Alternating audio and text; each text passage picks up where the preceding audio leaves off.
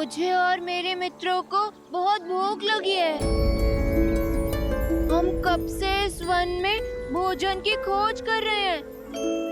क्या आप हमें कुछ फल देने की कृपा करेंगे? ये फल हवन के लिए है, हमारे प्रभु के लिए भेंट है। इन्हें हम तुम तुच्छ वानरों को नहीं दे सकते।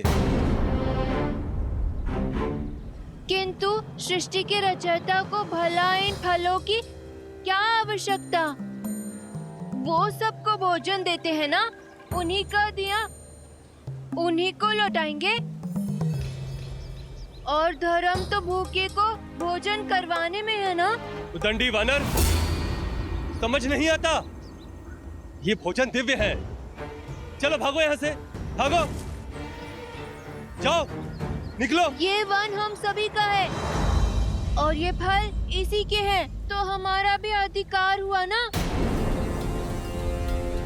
ईश्वर का वास तो हम सब में है ना। समझिए, आपने परमात्मा के दूसरे रूप को भोजन दे दिया। बस, अब एक तुच्छ वानर हमें धर्म और श्रद्धा का पाठ पढ़ाएगा। ये रीति युगों युगों से चली आ रही है। तुम जैसे तुच्छ वानर की बुद्धि में नहीं आएगी रीति। जो प्राणी मात्र की पीड़ा से विमुख कर दे, वो श्रद्धा नहीं, आडंबर है। यदि आपकी भक्ति सच्ची है, तो ये फल इस वन के हर जीव तक पहुंचनी चाहिए। जब जीव भूखा हो, तब भोजन भगवान को भी रास नहीं आता। तो साहसी वानर हमारी रीति और हमारे नियमों का अपमान करता है। इससे पहले मैं तुझे श्राप दे दूं। चले जाओ यहाँ से। यदि आपको संसार के हर जीव में हरि नहीं दिखते, तो आपकी ये रीतियाँ अर्थहीन हैं। इसी क्षण मेरी दृष्टि से ओझल हो जाओ। तुम जैसे तिरस्कृत प्राणियों के लिए कोई स्थान नहीं है यहाँ।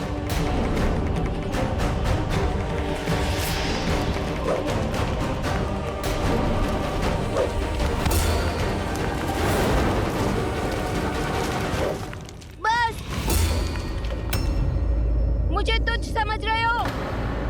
मैं वायुपुत्र हनुमान हूँ। तुमने मुझ पर और मेरे मित्रों पर प्रहार किया।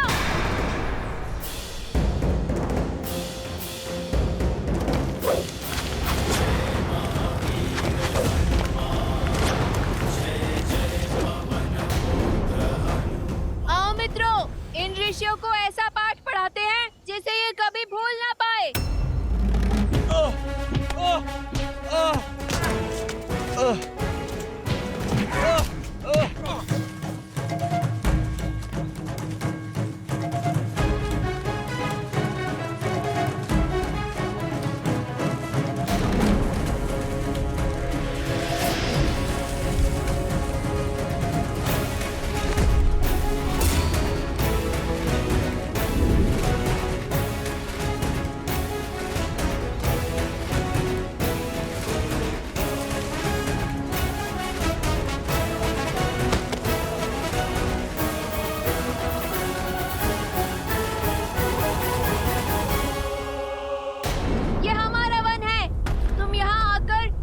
तिरस्कृत नहीं कर सकते, समझे?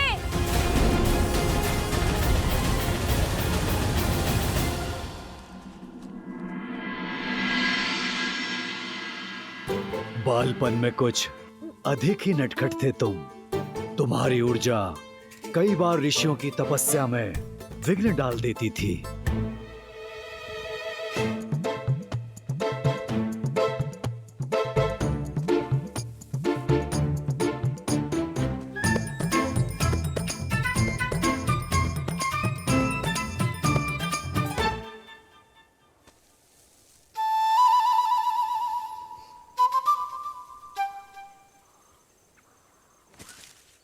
क्षमा करिए ऋषिवर,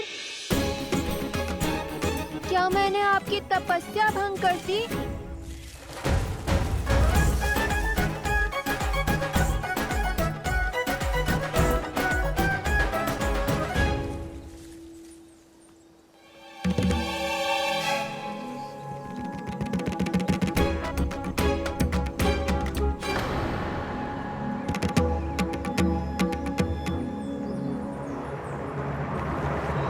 दुष्ट वानर, हमारी पूजा और हवन में विघ्न डालने का दुस्साहस कैसे किया तुमने? आप ऋषिवर अपनी रीतियों में इतने खो गए हैं कि उनके अर्थ ही भूल गए। रुको। अपनी रीतियों में इतने खो गए हैं कि उनके अर्थ ही भूल गए। अब इन वानरों का दुस्साहस और नहीं सहेंगे हम। मुझे आभास है कि हनुमान का जन्म अवश्य ही किसी महान उद्देश्य की प्राप्ति हेतु हुआ है, परंतु भय है कि उसके इस चपल और मनचले स्वभाव के कारण कहीं कोई ऋषि अत्यंत क्रोधित ना हो जाए। तो हमें क्या करना चाहिए? इतने दिव्य शक्तियों वाले बालक को हम नहीं तो कौन रोकेगा?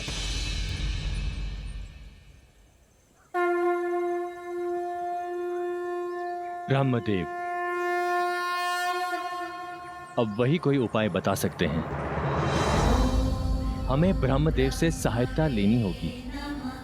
ऋषि ब्रह्मदेव के पास गए और उन्होंने तुम्हें श्रापित कर पाने का विकल्प दिया।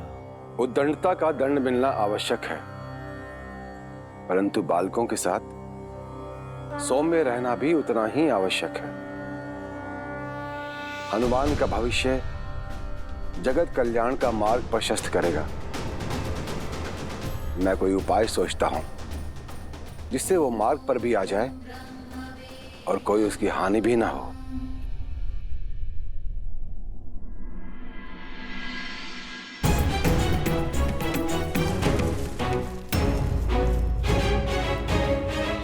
हनुमान,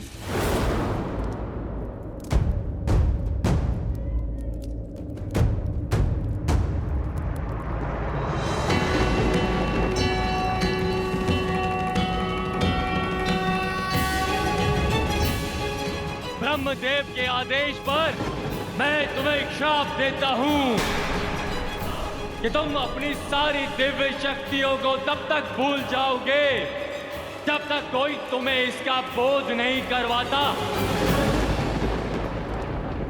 परंतु ब्रह्मदेव ने इस श्राप के साथ राम की भक्ति का वरदान भी दिया है। तुम इसी क्षण से श्री राम की भक्ति में लीन रहोगे और तुम्हारी श्रद्धा बाली द्वारा सताए गए वानरों को संबल देगी।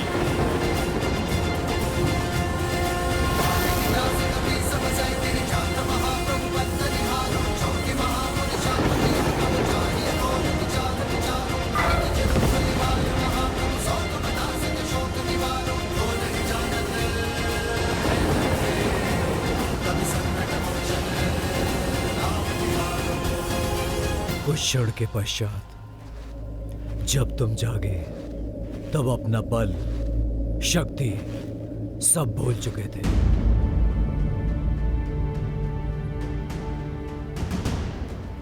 तुम्हारे मुख पर केवल श्री राम का नाम था। उनके काम आने का एकमात्र लक्ष्य था जिसे आज तक अपने साथ लेकर चल रहे हो। स्वयं से साक्षात्कार का समय आ गया है हनुमान। महादेव ने स्वयं तुम्हें अष्ट सिद्धियां दी। 8 दिव्य गुण अपने भीतर झांको हनुमान। स्वयं को पहचानो।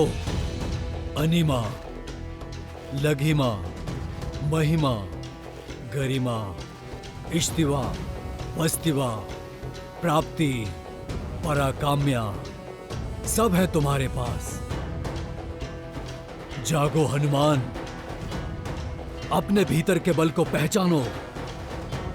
फिर कोई सागर, कोई पर्वत, कोई बाधा तुम्हारे मार्ग में नहीं आ सकती।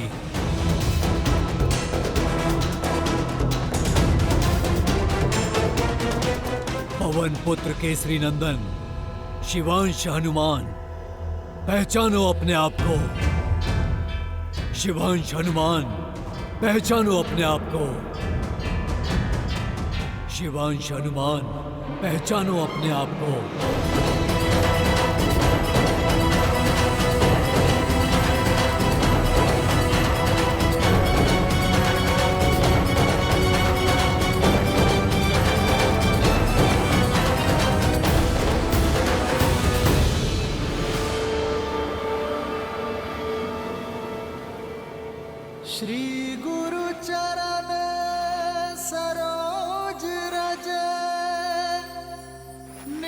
मनु मुकुरु सुधारी बरनौ रघुबर बिमल जसु जो दायकु फाल चारी।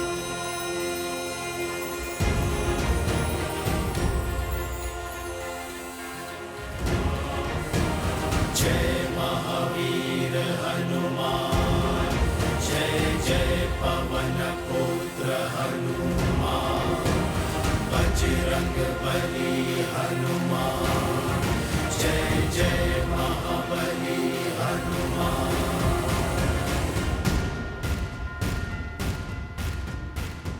नारायण के अवतार श्री राम को एक भक्त की आवश्यकता होगी जो मेरा ही अंशावतार होगा। जगत कल्याण का मार्ग तुम्हारी प्रतीक्षा कर रहा है हनुमान। ये केवल न केसरी और अंजना का पुत्र है, वायुदेव की भेंट है हमें। मारुत का आशीष है, पवन पुत्र मारुति है, मारुति। जितना बड़ा, जितना लाल, जितना चमकीला, उतना ही रसीला, मुझे यही फल खाना है। रुक जाओ मूर्ख, सूर्य के समीप जाते ही भस्म हो जाओगे तुम। मारुति का जन्म जीवन और मृत्यु के जाल से कहीं अधिक ऊंचा है, इसे तो लौटना ही होगा।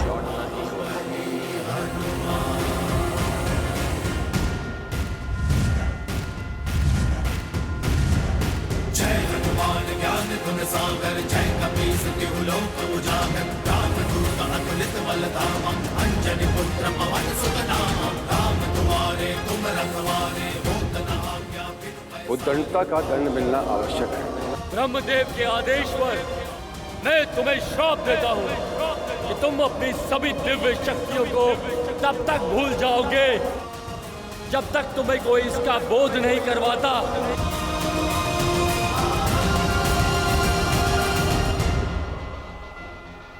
जय श्री राम।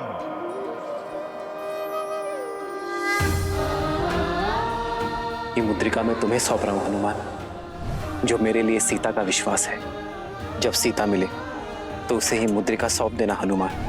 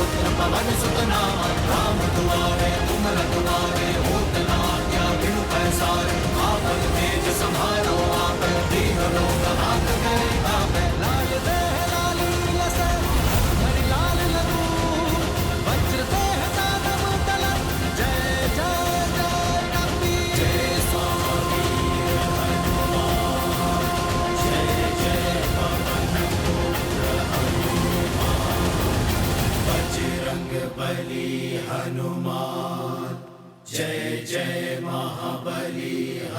जय श्री राम। जय श्री राम। जय श्री राम। जय श्री राम। कुछ क्षण पहले तक जो हनुमान इतने आशाहीन थे, अब उनके आकार के साथ साथ उनका उत्साह भी कितना बढ़ गया है। बढ़ेगा क्यों नहीं देवी।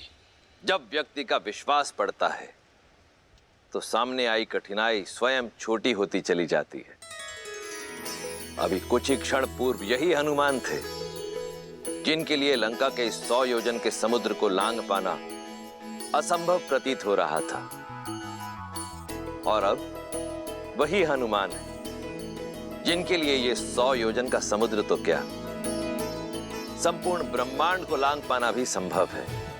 हनुमान की ये कथा, विशेषकर श्रीमद् रामायण का ये भाग, सुंदर कांड, कथा है विश्वास और आशा की विजय की।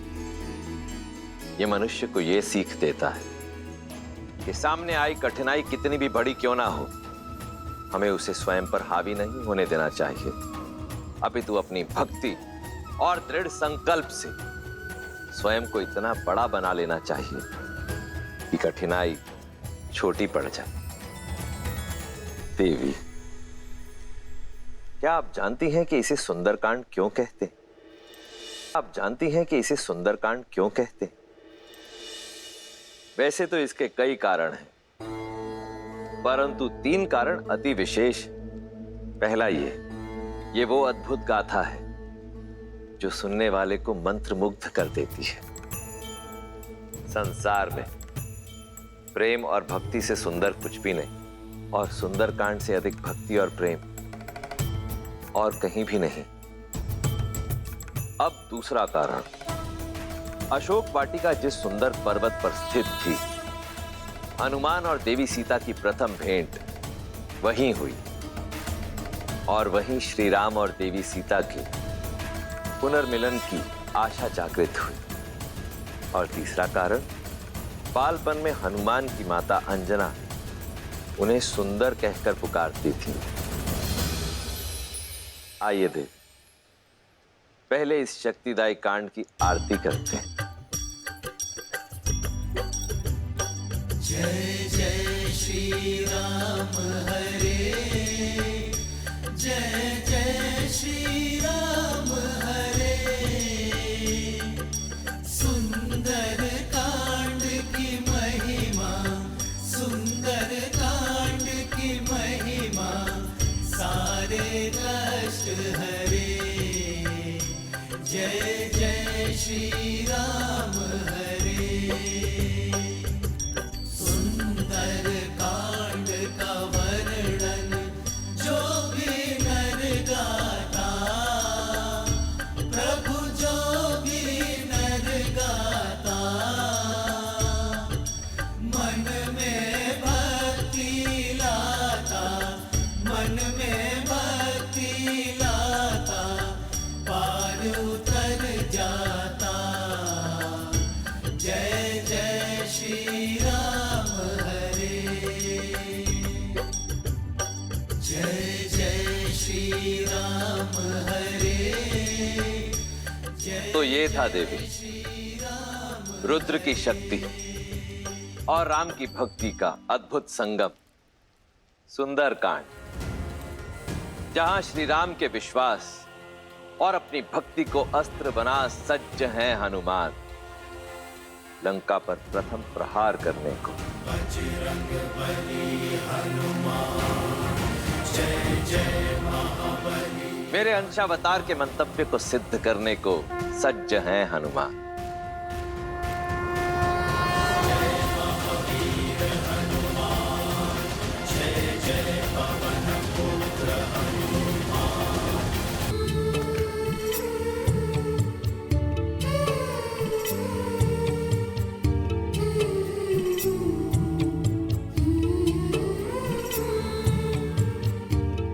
दो 210, 211, 212।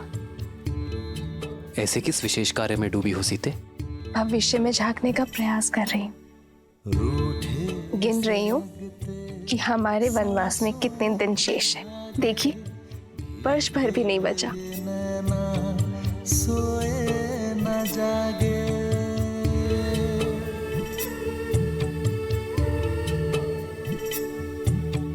रूठे से लगते सांसों के धागे भीगे ये नैना सोए न जागे तन से प्राण विलग हों जैसे सिया से राम अलग हों कैसे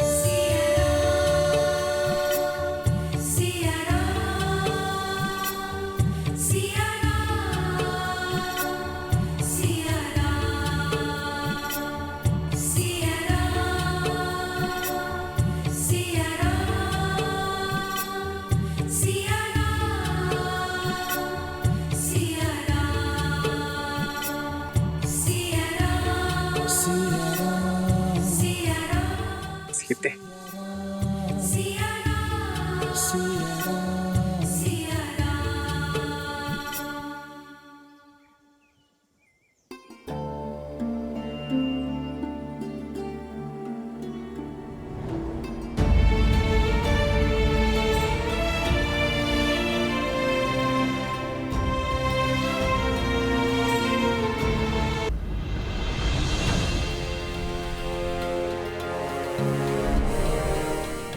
धन्यवाद जामवन जी, आप मेरे पिता तुल्य हैं। एक गुरु की भांति आपने मेरे अस्तित्व को जन्म दिया। आपका धन्यवाद हनुमान से हनुमान को मिलाने के लिए, मेरा सत्य स्मरण कराने के लिए। प्रभु श्री राम की कृपा से जिस सत्य का बोध मुझे हुआ है, इसके बाद माता सीता को खोजने में क्षण भर का विलंब करना भी बहुत घातक होगा। जामवन जी, आप मुझे आज्ञा दीजिए। विजयी होकर लौटना हनुमान, देवी सीता की खोज का संकल्प पूर्ण कर कर लौटना। हम वानरों की प्रतीक्षा और श्री राम की आशा दोनों तुम्हारे हाथों में है। जय महावीर हनुमान, जय जय पवन पुत्र हनुमान, बजरंग बली हनुमान, जय जय महाबली हनुमान।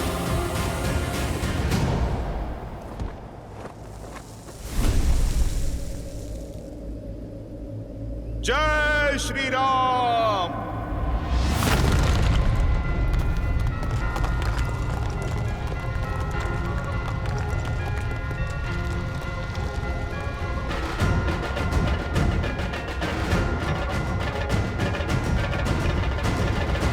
जय श्री राम।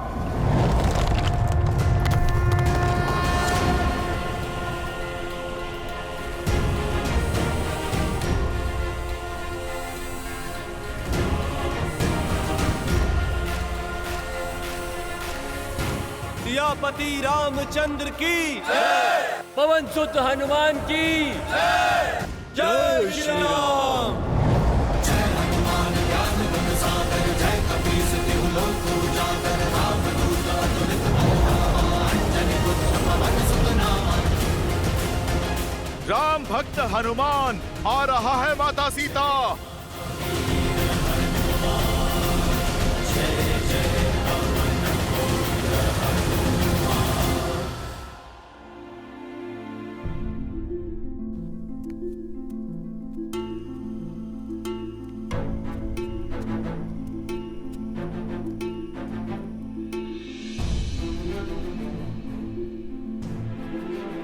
लंका में बहुत सुगबुगाहट चल रही है। महामंत्री विभीषण ने जिस प्रकार लंकेश का विरोध किया है, सब घबराए हुए हैं। श्री राम के नाम की धारा अब लंका में बहने लगी है। ये धारा अब एक बाढ़ का रूप लेगी और पाप पर टिका दशानन का सिंहासन डोलेगा। आज एक भाई ने उससे मुख मोड़ा है त्रिजटा। एक दिन ऐसा आएगा जब संपूर्ण लंका में राम नाम की टूटी बोलेगी। विभीषण के भांति लंका का हर नर नारायण का भक्त होगा और रावण से विमुख होगा। पर लंकेश चुप नहीं बैठेंगे। सुना है मंत्रणा के लिए लंकेश ने अपने ज्येष्ठ पुत्र मेघनाथ को बुलाया था और विषय तुम थी सीता। और वो दोनों अक्षय कुमार से भी मिलने गए थे, दशानन का सबसे छोटा और लाडला पुत्र, जिसकी क्रूरता में कोई बराबरी नहीं कर सकता।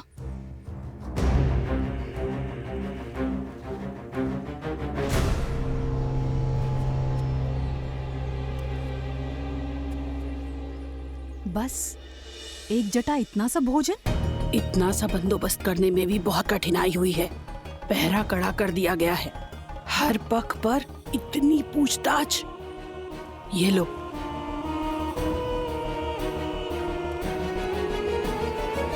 ये भोजन लो। इससे पहले कोई देख ले तुम खा लो। तुम्हारी दृढ़ता ने एक जटा का भी मन मोह लिया है।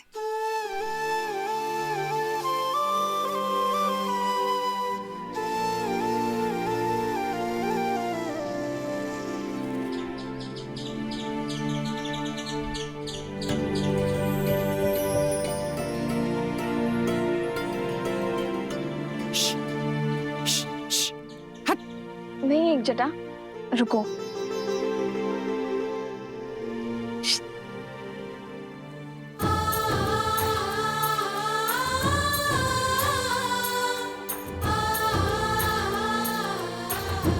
इतनी कठिनाई से केवल एक कटोरी भात ला पाई, वो भी तुम इस गिलहरी को खिला रही हो। तुम्हें कैसे पता एक जटा कि विधाता ने ये भोजन मेरे लिए भेजा है?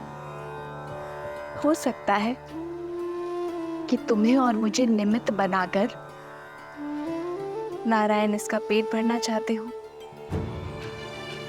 पर इतने में से इतना भोजन, प्रेम और श्वास पर इस संसार में हर प्राणी का समान अधिकार है। और ये हमारा सौभाग्य है कि हमें अपना प्रेम और अपना भोजन किसी के साथ बांटने का अवसर मिल रहा है। और ये जानते हुए कि कोई प्राणी हमारे सामने भूखा है, मनुष्य भोजन कैसे कर सकता है त्रिजटा? सावधान! महाबली महावीर अक्षय कुमार पधार रहे हैं।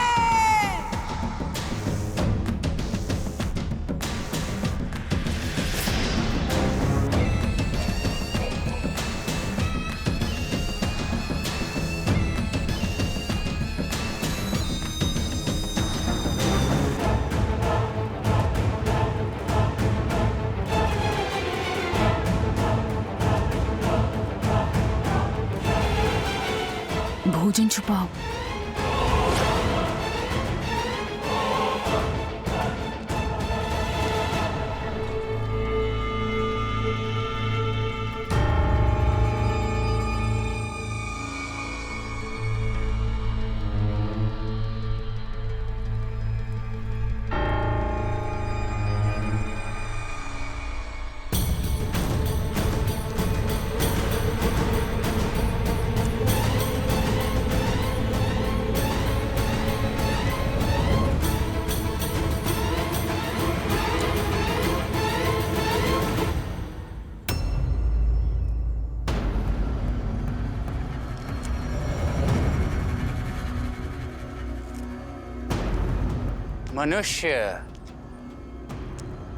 मनुष्य से सदा से ही मुझे घृणा आती है।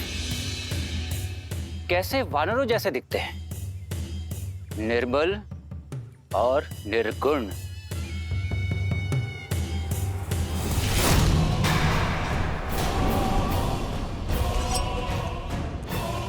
किंतु तुम भाग्यशाली हो सीता, जो मेरे पिताश्री का हृदय तुम पर आ गया।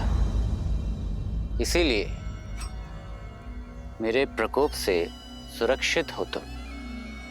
किंतु जानती हो, मनुष्य से भी अधिक घृणा किससे है मुझे? वो राक्षस जो ये भूल गए हैं कि वो राक्षस हैं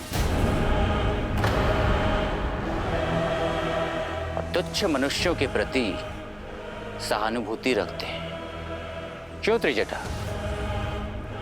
होनी चाहिए ना उनसे घृणा। जो मनुष्य के प्रति स्नेह रखते हैं। लगता है लंका की अतिथि को तुम्हारा सत्कार भा गया है। बिना भोजन और पानी के भी कितना संतोष है मुख पर।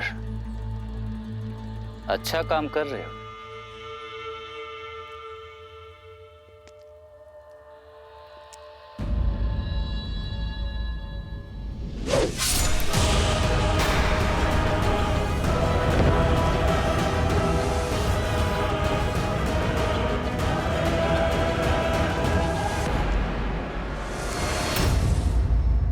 तुम्हारा क्रोध इस बात की पुष्टि कर रहा है कि यही थी वो जो लंका में भेद कर रही थी, महाराज के आदेशों के विरुद्ध जाकर द्रोह कर रही थी। इसे ये दंड मिलना उचित था। अब तुम्हें पीड़ा होगी और अन्य शेष को सीख। ऐसे मत देखो मुझे, इसे मैंने नहीं मारा। इसकी हत्या का भार तुम्हारे कांधों पे है। तुमने विवश किया मुझे।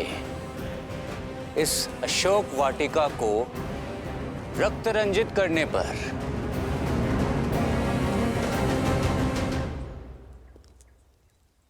अभी भी इतना गर्व? गर्व है ना तुम्हें तुम्हारे इस चूड़ामणि पे? तुम्हारे सौभाग्य का चिन्ह है ना ये चूड़ामणि? मन करता है इसे अभी अपने हाथों से हटा दो, परंतु मैं ऐसा करूंगा नहीं। जानती हो क्यों? इसलिए नहीं क्योंकि एक स्त्री के सौभाग्य का चिन्ह है ये, बल्कि इसलिए क्योंकि एक दिन तुम स्वयं अपने हाथों से ये चूड़ामणि हटाओगी। तब जब जिस राम के नाम का तुम्हें दम्भ है, उसका कटा मस्तक तुम्हारे समक्ष होगा।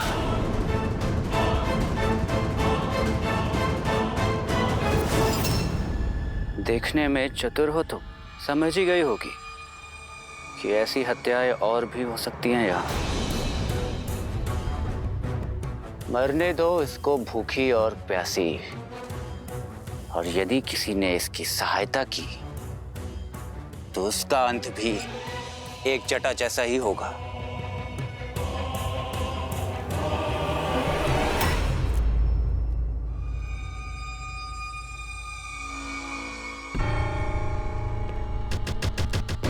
अरे हाँ, मैं तो अपना परिचय देना ही भूल गया। मैं हूं लंकेश पुत्र अक्षय कुमार, इस अशोक वाटिका का नया प्रमुख। तो मैं भी अपना परिचय दे देती हूँ अक्षय कुमार। मैं रघुवंश की कुलवधू रघुनंदन श्री राम की धर्म पत्नी सीता हूँ। सत्य कहा तुमने। ये चूड़ामणि मैं अपने केशों से अवश्य उतारूंगी, और जिस दिन ऐसा होगा उस दिन से लंका का, लंकेश का और तुम्हारा सर्वनाश प्रारंभ होगा।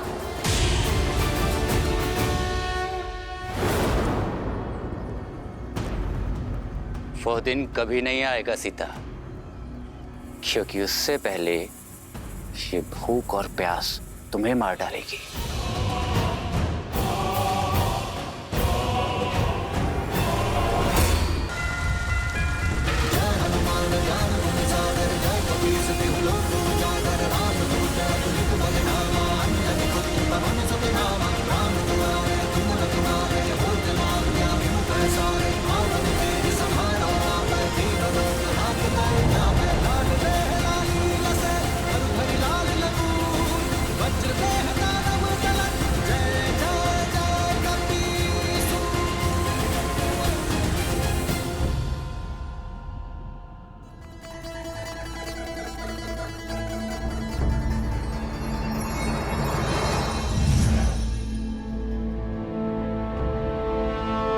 प्रणाम वरुण देव। पवन पुत्र हनुमान, महासागर के ऊपर से उड़ते हुए बड़ी ही तीव्र गति से लंका की ओर जा रहे हैं। नहीं, ऐसा नहीं हो सकता। लंकेश रावण ने इसी दशा में मुझे प्राण दान दिए थे कि मैं उनके लंका की रक्षा करूं। उनकी इच्छा के बिना किसी को भी उनके राज के भीतर न जाने दूं। परंतु हनुमान तो स्वयं शिव के अंश हैं। श्री राम के काज से जा रहे हैं वो। एक और हनुमान है जो धर्म और न्याय की रक्षा कर रहे हैं, और दूसरी ओर मैं हूं जो अपने वचनों को निभाने में लगा हूं। मुझे हनुमान को रोकने का प्रयास करना होगा, उनके मार्ग में अवरोध उत्पन्न कर उन्हें भटकाना होगा, इस आशा के साथ कि राम भक्त अपना कार्य सिद्ध कर सके। हे नारायण, मुझे इस धर्म संकट से लड़ने की शक्ति दें।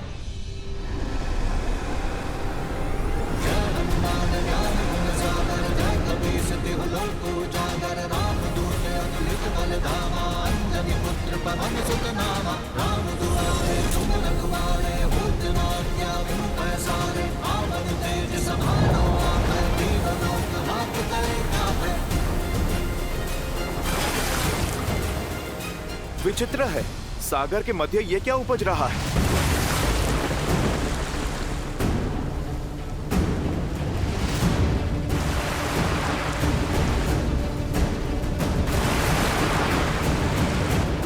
मार्ग बदलना होगा।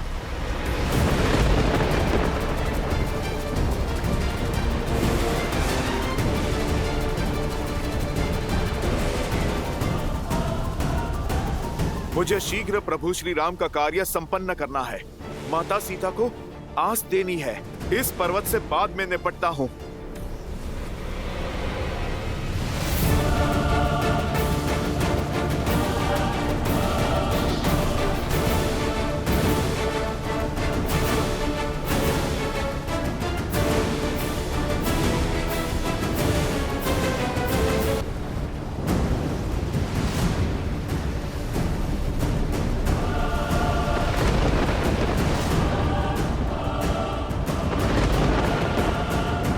कौन हो तुम जो धर्म और कर्तव्य के मार्ग की बाधा बन रहे हो?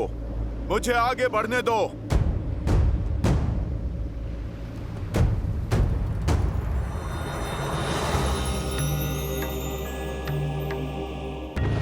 पवन पुत्र हनुमान, मैं शत्रु नहीं, मित्र हूं।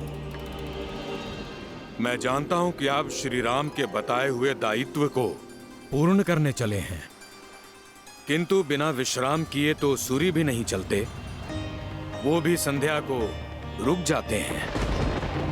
आपकी यात्रा बहुत लंबी है, इतने योजन चलकर थक गए होंगे। कुछ देर मेरी चोटी पर विश्राम कर लीजिए, आहार ग्रहण कर लीजिए और फिर नई चेतना और ऊर्जा के साथ आगे बढ़िए। अपने प्रभु का काज किए बिना मैं विश्राम नहीं कर सकता। यात्रा सच में लंबी है और हर एक क्षण बहुमूल्य। आप कृपा करके मार्ग को छोड़िए। और वैसे भी अपरिचित से सहायता अशुभ के सूचक हैं। पवन पुत्र हनुमान, मैं अपरिचित नहीं हूं। मैं हिमालय पुत्र मैनाक पर्वत हूं। एक बार आपके पिता पवन देव ने मेरी सहायता की थी। जिस समय इंद्रदेव सभी पर्वतों के पंख काट रहे थे और पवन देव की सहायता से मैं यहां आया और मेरे पंख अब तक शेष हैं। बस उसी का ऋण चुकाने की मंशा है। मेरा आतिथ्य स्वीकारें। आतिथ्य अतिथि स्वीकार करते हैं। मैं अपने स्वामी का कार्य करने आया एक सेवक हूं।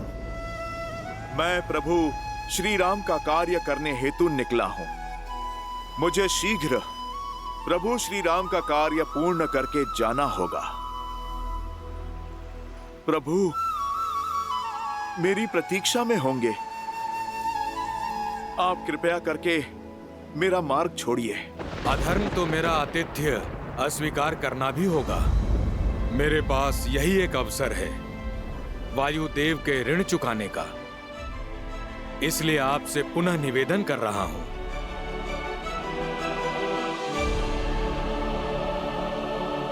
जैसी आपकी इच्छा पर्वतराज मैनाक। जय श्री राम। जय हनुमान ज्ञान गुण सागर, जय कपीस तिहु लोक उजागर, रामदूत अतुलित बल धामा, अंजनी पुत्र पवन सुत। लीजिए पर्वतराज, आपके आतिथ्य का मान भी रह गया और मेरे पिताश्री का ऋण भी चुक गया। लीजिए, मैंने आप पे एक लघु क्षण विश्राम भी कर लिया, ऐसा आप समझिए। अब आप मुझे आज्ञा दीजिए।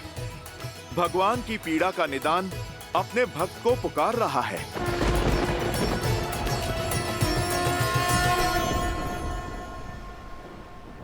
जय श्री राम।